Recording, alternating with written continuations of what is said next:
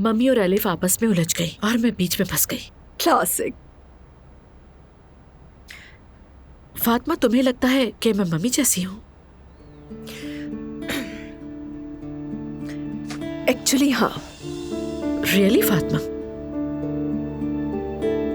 I mean, मैंने तो कभी भी ऐसा नहीं सोचा, ना ही मुझे एहसास हुआ। यानी देखो, यानी एलिफ तुम दोनों से बहुत मुख्तलिफ है, समझ आई? मेरे ख्याल से तुम अपनी माँ की तरह थोड़ी सी हाकिमाना और सख्त मिजाज हो। हाँ, सख्त मिजाज। और मुझे ये अब पता चल रहा है। हर रोज कुछ ना कुछ नया सीखने को मिलता है, ठीक है? आई मीन, मम्मी ने हमें सख्ती से पाला, मैं मानती हूँ ये बात। हाँ, पहले नहीं मानती थी क्योंकि उस जमाने में सब कुछ बहुत ज्यादा मुश्किल था। एलिफ के साथ वो ज्यादा उलझती थी क्योंकि एलिफ हमेशा से एक प्रॉब्लमेटिक चाइल्ड रही है। मुझे तो लगता था ये सब कुछ नॉर्मल है, लेकिन जब मैं स्कूल गई, बाकी माँ को देखा तो समझ आया कि जो कुछ हो रहा था वो नॉर्मल नहीं था फातिमा। लेकिन उनके जमाने में बच्चों को ज्यादा गले लगाना, चूमना, प्यार करना ऐसा कुछ नहीं होता था। ऑफ कोर्स, इसीलिए मैंने पूरी कोशिश की कि अपनी बेटियों को ज्यादा से ज्यादा प्यार दे सकूं, गले लगाकर उनसे प्यार से बात करके उन दोनों के करीब रहूं।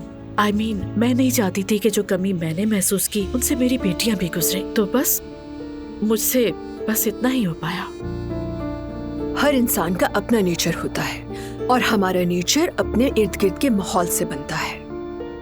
तुमने अपनी तरफ से पूरी कोशिश की, यही अहम है। और वैसे भी तुम्हें सुमैया आंटी से इतना खफा होने की जरूरत नहीं है। यानी देखो नतीजा क्या निकला है। तुम भी, एलिफ भी, दोनों अपने पांव पर खड़ी मजबूत औरतें हो।